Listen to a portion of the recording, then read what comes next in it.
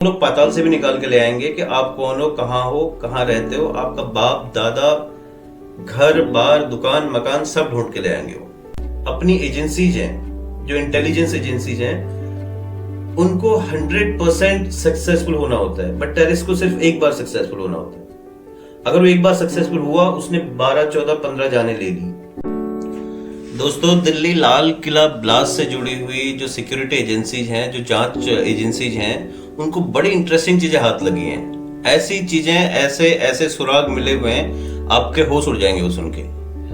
मैं आपको कुछ कुछ चीजों के बारे में बताता हूँ जो बहुत इंटरेस्टिंग है, कि जो ये लोग जुड़े हुए थे इस ब्लास्ट से रिलेटेड, और उससे ब्लास्ट से जुड़ी हुई जो तैयारियां कर रहे थे, जितने भी ये ऑर्गेनाइजेशन थे, जितने भी स्लीपर सेल्स थे, चाहे वो फरीदाबाद मॉड्यूल हो जो फरीदाबाद से ऑपरेट कर रहा था, चाहे वो सहारनपुर वाला डॉक्टर हो, चाहे कश्मीर में कोई हो, और जितने लोग फैले हुए हैं, क्योंकि बहुत सारे अभी अरेस्ट हो चुके हैं, बहुत गिरफ्तारियां हो रही हैं और बहुत लोग बिहाइंड द बार धीरे धीरे आ रहे हैं। और I am sure security agency जो हैं, जो इन्वेस्टिगेशन एजेंसी हैं, वो उनको पाताल से भी निकाल के लाएंगी और they will be brought to the justice. उनमें से जो बड़ी इंटरेस्टिंग चीजें हैं वो है इनके कम्युनिकेशन के बारे में। सो इंटरेस्टिंगली, एक तो ये लोगों ने यूज किया एक ऐप है थ्रीमा ऐप। अगर आपको याद होगा 2023 में कई सारी ऐप जो चाइनीज ऐप हैं वो इंडिया ने बैन की थी, अराउंड 25 ऐप्स बैन की थी। सो थ्रीमा भी उनमें से एक ऐप था। थ्रीमा ऐप इन्होंने आखिर क्यों यूज किया? क्या ये नॉर्मल कम्युनिकेशन, नॉर्मल ईमेल से काम नहीं कर सकते थे? सो आपको बताता हूँ, उनका उस ऐप का एक बेनिफिट है, वो end to end encrypted app है। इसका मतलब है कि बीच में कोई सर्वर उसका मैसेज रीड नहीं कर सकता। फिर नॉर्मली एक सवाल आएगा कि व्हाट्सएप भी तो सेम एनक्रिप्टेड कोडिंग पे मैसेज चलते हैं, तो फिर डिफरेंस क्या है इसमें?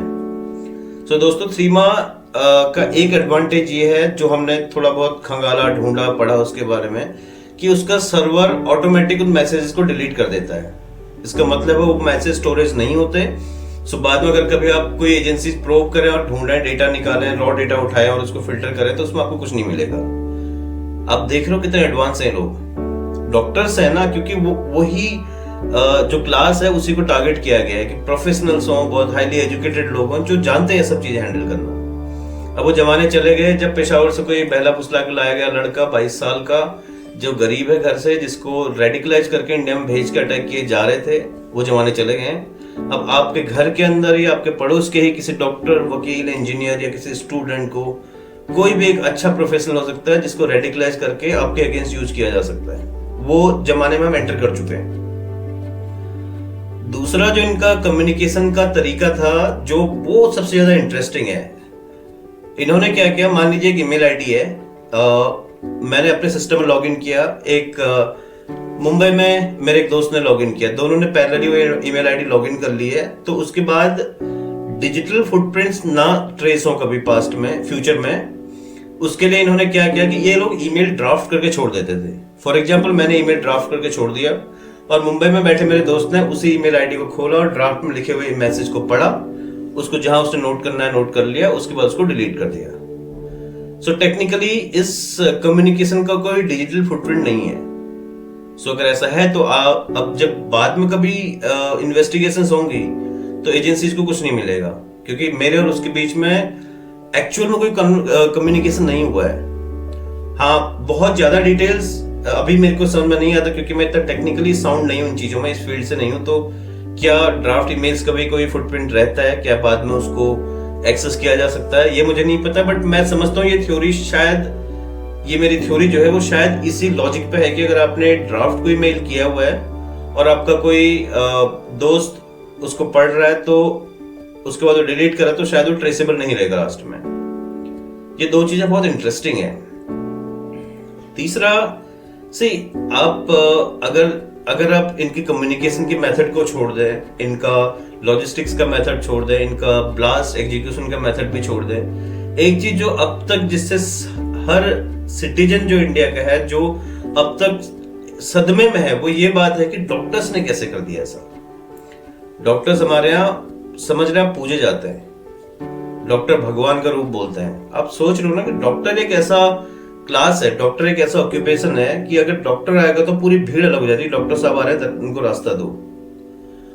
और शायद उनको इसीलिए टारगेट किया गया हो कि सबसे रेप्यूटेड लोग हैं और ये लोग कहीं भी फ्रीली एक्सेस कर सकते हैं। उसके बाद आता है अल फला यूनिवर्सिटी।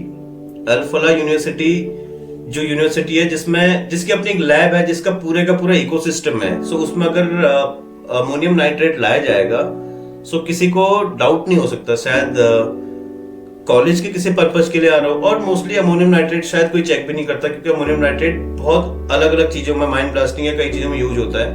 वो एक डायरेक्ट एक्सप्लोसिव नहीं है, पर उसको रिफाइन करके वो लोग एक्सप्लोसिव बना देते हैं। दोस्तों अगली खबर ये है कि जिस टेररिस्ट ने ये ब्लास्ट किया था जिस कार को रेड फोर्ट के सामने, डॉक्टर उमर नबी, सो जो पुलवामा का रहने वाला है, इसका जब इन्होंने डीएनए सैंपल उठाया, देखिए इन्वेस्टिगेशन एजेंसी को लगती है पीछे एनआईए जैसी एजेंसी लगेगी, तो मैं अभी बोल रहा था कि वो लोग पाताल से भी निकाल के ले आएंगे कि आप कौन हो, कहाँ रहते हो, आपका बाप दादा, घर बार दुकान मकान सब ढूंढ के ले आएंगे वो।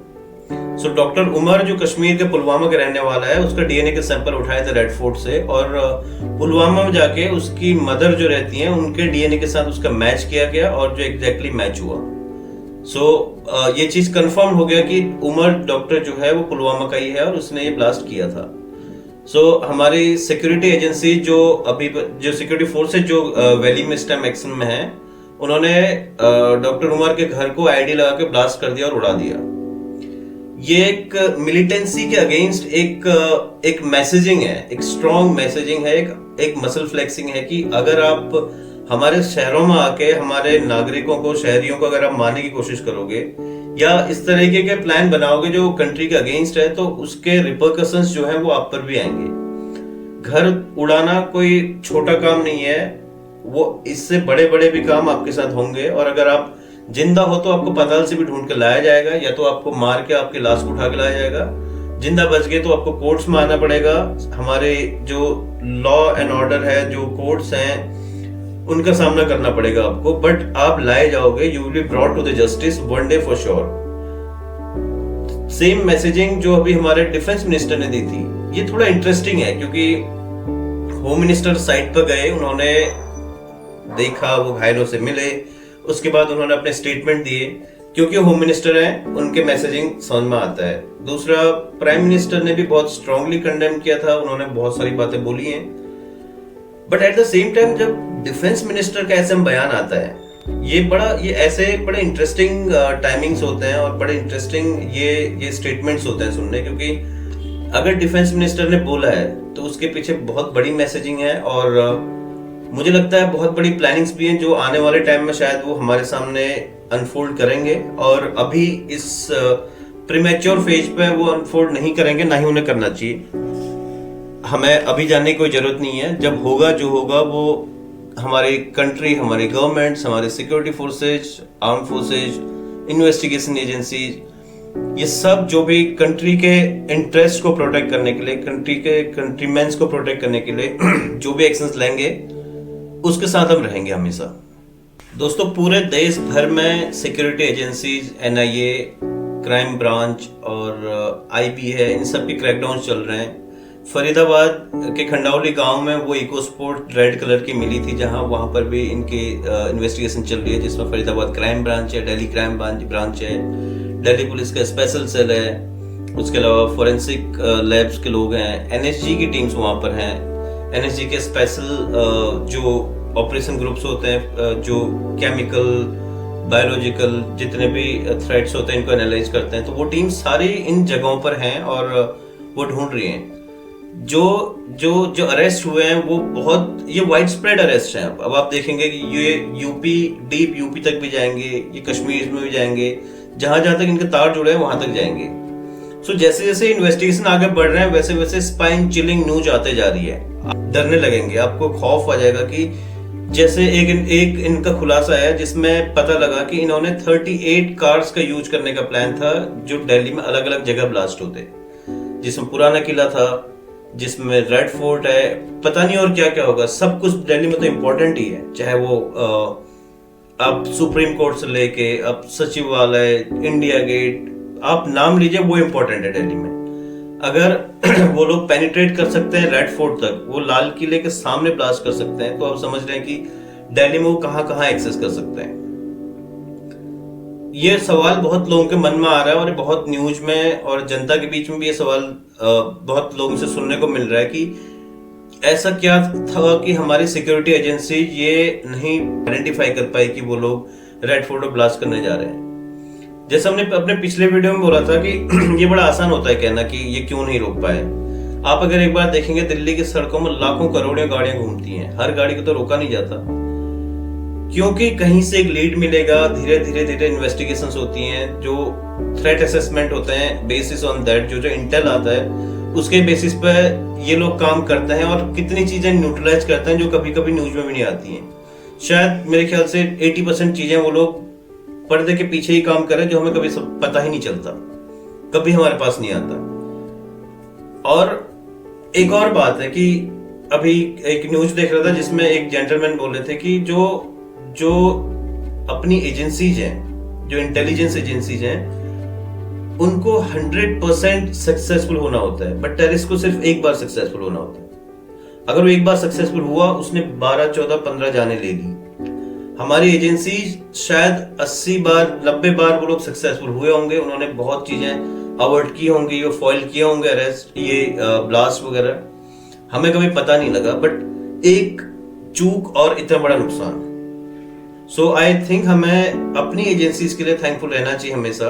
वो शायद हमारे लिए बहुत कुछ कर रहे हैं, वो इतना कर रहे हैं जो हमें कभी पता भी नहीं लगता, और बहुत साइलेंटली काम करते हैं। ना कोई ग्लोरी, ना कुछ, ना नाम चाहिए उनको, ना कुछ चाहिए, बस वो देश के लिए पर्दे के पीछे एक गुमनाम पहचान के साथ एक ऐसी आइडेंटिटी जो वो कभी किसी को दिखाई नहीं सकते, उस आइडेंटिटी के साथ वो काम कर रहे हैं और प्रोटेक्ट भी कर रहे हैं हमें। आज ये हुआ, हाँ हुआ, हम मानते हैं कि कुछ न कुछ लैप्सेज हुए होंगे कहीं से, बट हो सकता है असेसमेंट में एक टाइम में कोई एक लूप छूट गया होगा और जिसका नुकसान इतना बड़ा हुआ।